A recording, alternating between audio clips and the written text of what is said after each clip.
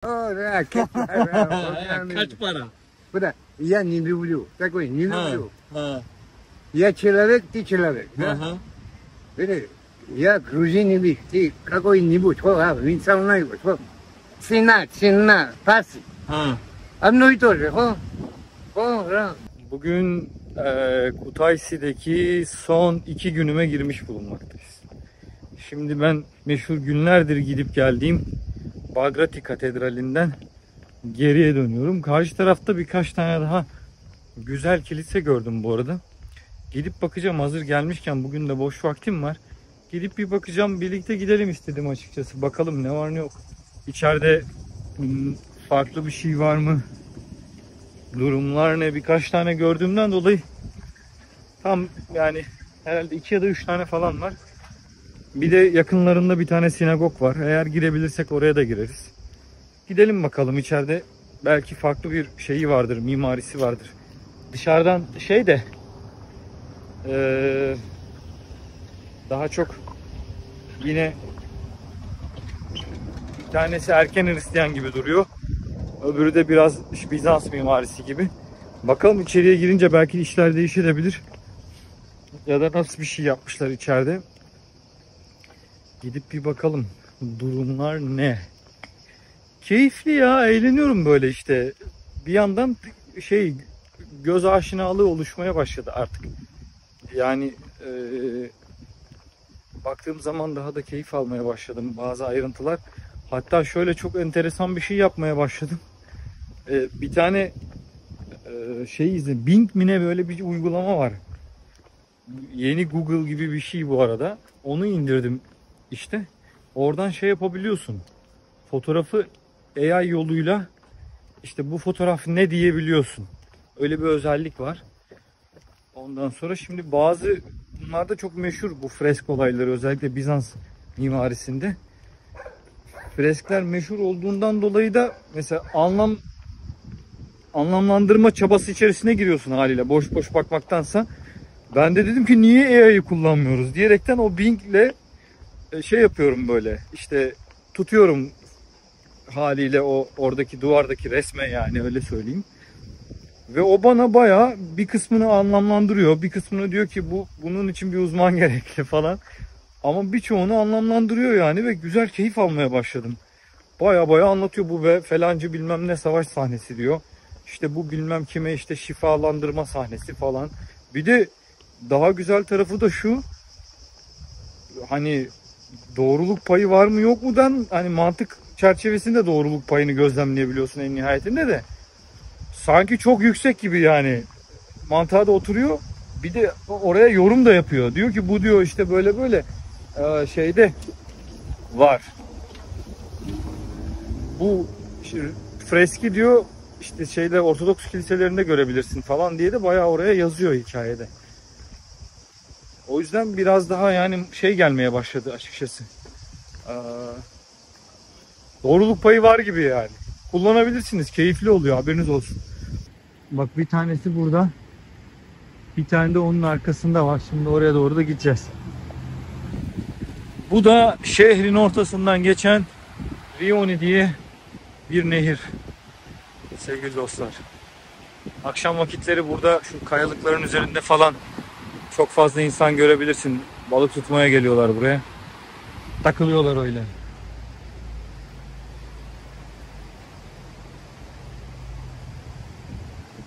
Yarın ne günlerden? Pazartesi. Yarın pazartesi. Yarın başka bir yere gideceğiz. Neyse, erken dönersek belki doğru gideriz. Şurada bir pazar var. Pazara gideriz.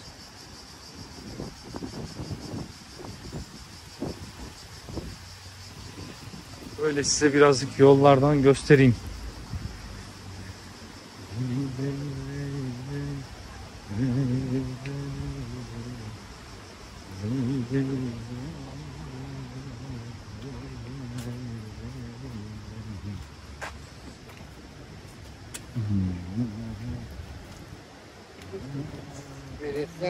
Thank you so much.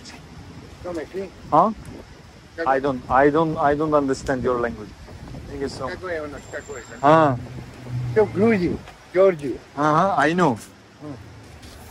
Вот такие Maybe I will go to the Serenity. планеты люди. How much Serenity? О, о, This is tur. Tur. не, Tur mu bu? Türkçe var mı? Türkçe biliyor musun? Мессия, Ha, Messi. Мессия. I know Это Messi. Варзия. Ha, Вот. Там гладишь. it's okay. О, каньон, вот такой. Промет, каньон. Is- Под землей. I will go to the here. О, Сванет. Me. Ha, Serenity. I will go. О, Мессия. Mestia. Ha, sen de Mestia. Hı. Ha, sen Mestia. Супер. Süper diyorsun. Skolka peki? Я не знаю. Ne kadar? Yani. Ну, когда, знаешь, мы грузины, да? Ha, Сами мы такие люди. Если, Ha. подожди, ha, если я иду вместе, ha. и ты 100 лак, я. Если тебе, знаешь, Ага. они просят 200 лак. Duvest? О, лак. Kaç? Потому А, что а, ты ну. приезжаешь сюда, у тебя хоть... О, Tamam, kaç para ama? да, Kaç para? Куда? Я не люблю, такой не Ha, люблю. ha, Я человек, ты человек, да? aha. Видишь, я грузин, ты какой-нибудь, со мной, цена, пасы. Ha. Одно и то же, Okay, belki sonra o zaman gelirim. Давай. Ben buradaki kiliseye geliyorum her gün. Buraya church var ya, Bagrati Katedral var ya, her gün geliyorum ben oraya. Her gün. मैंने गाड़ी लो Tamam. Hadi. tamam. Madloba. Madluba'da Gavmar'dır. Tamam, Gavmar'dır. Hadi görüşürüz. Tamam. Geleceğim gene. Tamam haydi. Çok iyi. Beni açlıklara koyan Nenega grafitisi. Bunun yüzünden hamur işi orucumu bozup haçapuri yedim. Şivem niye hemen koverdi onu da anlamadım. Oğlum çok iyi değil mi ya? Öf. Nenega haçapuri yaparken. Bunların bak çok iyi peynir yapıyorlar. Bilmiyorum. Herhalde havasından suyundan muhteşem ötesi peynirleri var. Şimdi sizi bir tane markete götüreceğim ben. Oraya muhtemelen salı günü falan gideriz. O markette de göreceğiniz zaten peynirleri bilmem neleri. Nereden gidebiliriz? Şuralarda. Şu sol tarafta bir yerde kaldı herhalde. Biraz daha ileriden mi? Neyse. Böyle bir yürüyelim bakalım. Yok, az daha ileride. Tuvalete gitmek lazım. Acil tuvalet. Ha oğlum burada şeyde yok ki anasını satayım. Cami olsa hemen altında tuvaleti var. Bunlarda tuvalet de yok. Lan soldan gidelim.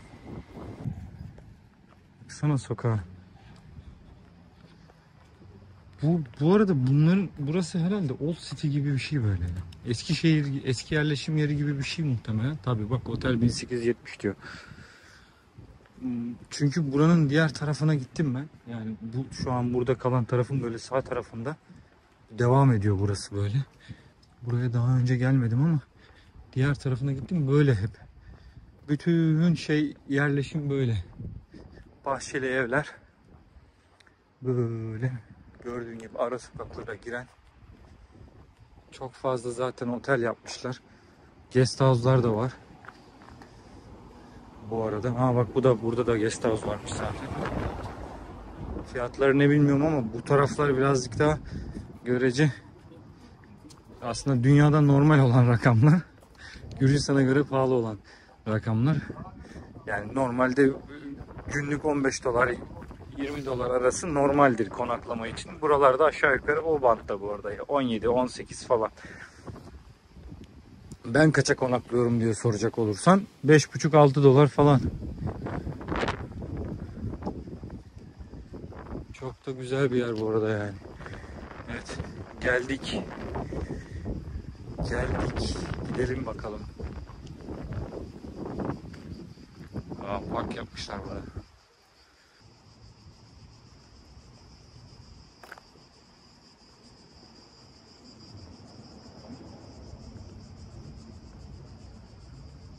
Bura bayağı böyle bir kompleks gibi falan herhalde. İçinde yaşanılıyor muhtemelen.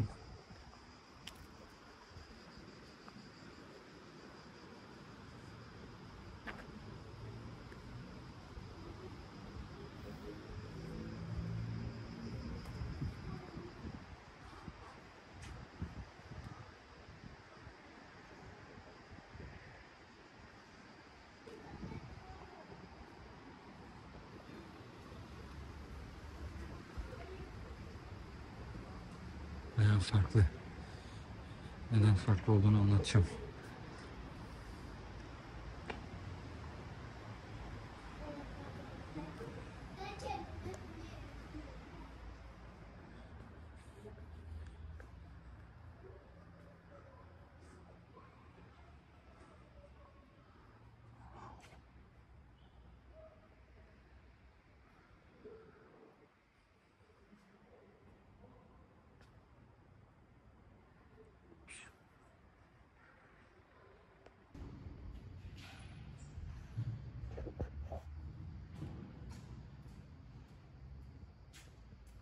Bura biraz farklı. Normalde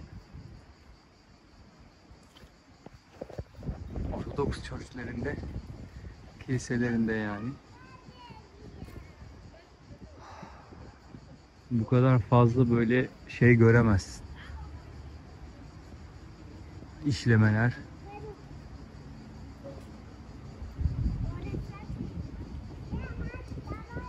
Bu birazcık barok tarzda olmuş. İçeride o gördüğünüz o heykel falan hep bunlar barokluğun eserleri. Camlar büyümüş. Normalde camlar küçük olur biliyorsun. Camlar büyümüş. Bu da yine aynı şekilde bu barok mimarisinin özelliklerinden daha fazla ışık içeriye alsın. Biraz daha şaşalandırma çabası içerisindeler. O ışık oyunları falan da mevcut olsun diye içeride. Camları biraz daha büyütmüşler ve camlar lokasyon gereği daha böyle konumlandırılıyor. Güneş vurduğu zaman içeride o hüzmeleri oluşturabilsin, daha şaşa ön plana çıksın yani. Güneşi de aynı şekilde içeriye kudretli bir şekilde alalım. Öyle gelişi güzel almak yerine. Daha önce hiç bir Ortodoks kilisesi olup aynı zamanda barok mimarisi olan bir kilise görmedim açıkçası. Bu nasıl oldu onu da anlamış değilim. Bilenler varsa ya da uzman olanlar varsa aramızda aşağıya yazarsanız yoruma, en azından ben de bilgilenmiş olurum. Yani çünkü daha önce gerçekten hiç rast gelmedim. Yani belli başlı stiller var. O stillerde ilerliyor açıkçası. İlk defa gördüm. Tuhaf karşıladım açıkçası. Bir şey oldum. Garip oldum. Şeylere de yani birçok modern Ortodoks kilisesine de gittim. Onda da mesela yoktu yani. Genelde bilmiyorum. Bir sebebi olmalı. Yorum da yapmak istemiyorum çok şimdi. Bilmediğim bir mevzuya giriyorum. Hikaye. O yüzden bilenleriniz varsa bilgilendiriniz bize lütfen. Doğru yoldayız. Şimdi Google Map diyor ki böyle dümdüz yürüdüğün zaman karşına çıkacak diyor. Şu sağ tarafta da şey kalıyor zaten. Şu yapı direkt sinagog bu arada. İşte geldik. Gerçek bir erken Hristiyan dönemi.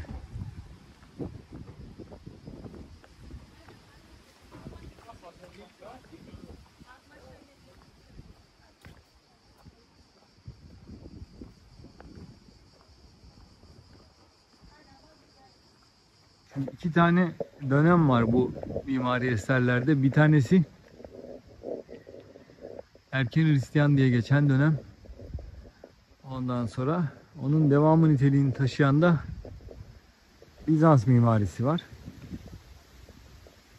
Aslında olay şu, erken Hristiyan denilen dönem tam anlamıyla aslında Romalıların ilk Hristiyan olmasıyla beraber onların kendi tapınaklarını, kiliselere, mimarilerini uyarlaması olayıyla gerçekleşiyor. Onun akabinde de Bizans olaya bir tık daha takla attırıyor.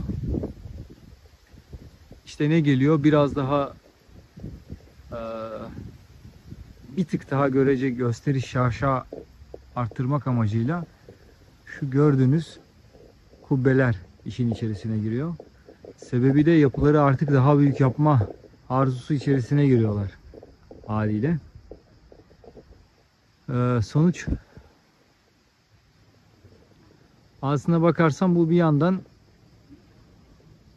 Bizans mimarisi ama bir yandan da yine o erken Hristiyanın yani Romalıların o mimarisinin yansıması.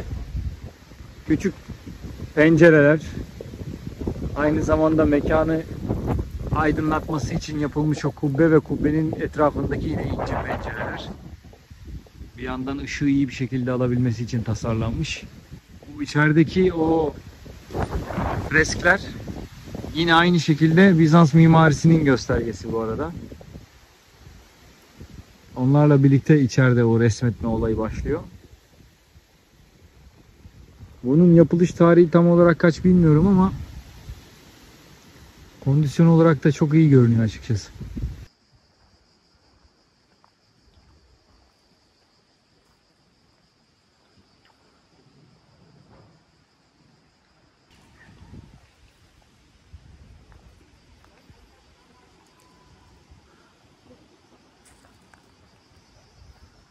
Öyle gördüğünüz gibi çok daha düz bir yapı.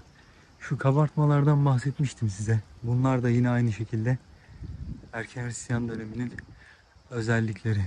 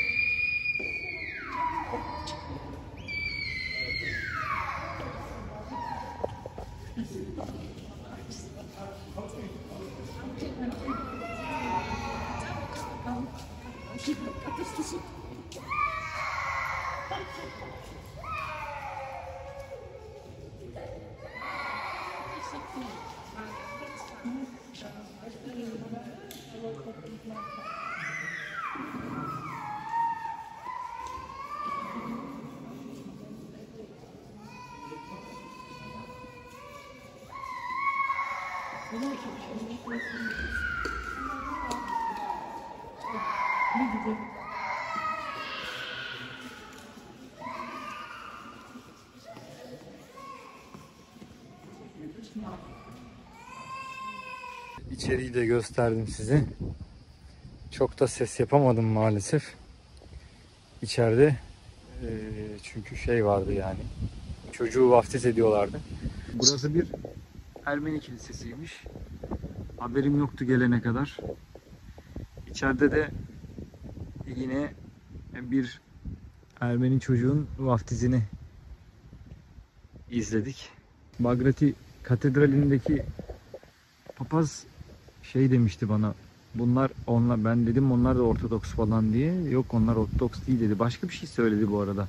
Buraya kenara köşeye yazarım. Onların mezhebi farklı dedi. Katolik kiliselerine göre falan çok daha şaşalı olur Ortodoks kiliseleri. Aslında iç dizayn olaraktan aşağı yukarı benzerlik gösteriyor bu sayede. Çok iyi değil mi ya? Evet dostum, güzel dostum. Bu da böyle bir video oldu.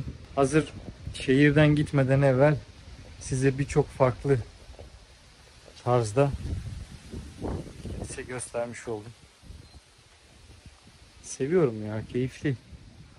Ya şansımı denesem mi, şu açık mıdır bir bakayım kapısından da. Çok pürüzler ya. Sinagog olayı var ya, çok sıkıntı. Gidip bir bakayım şuradan kapısı açık mı diye. Kapalıymış. Bir adam var, inanılmaz sıkıntılı yani. Adamın tipi korkunç yani. Atletle beraber kapıda duruyor. Tip bildiğin vukuat. Böyle yapıyor hani ne var gibisinden. Şey yaptı böyle. Kafayı böyle bir salladı. Dedim kapalı mı? Ondan sonra böyle elinle hadi yaptı. Oğlum bu kadar iletişemiyoruz ki yani. Derdin ne bu, ne? Bir de kaşlarını çatmış bakıyor falan böyle. Bir sakin yani, az bir şey sakin. Bir şey yapmayacağız, alt üstü sorduk da. Kapalı mı dedim, direkt adam hadi yaptı böyle. Elinle. Tam ama vukuat ya. Yapacak bir şey yok. Başka zaman sinagog görürüz. İş. Ben buraya onun görüntülerini koyarım bu arada yani. Etrafından görüntüler koyarım ama o kadar içini göremedik yani. Baktım aslında girenler de olmuş ama hatta girince para mara istediler falan filan yazanlar olmuş forumlarda. Ama dayı hiç öyle bir iletişim kurma taraftarı değildi yani. Direkt kodu beni yola. Enteresan ya. Oğlum az mutlu ol lan. Az mutlu ol yani.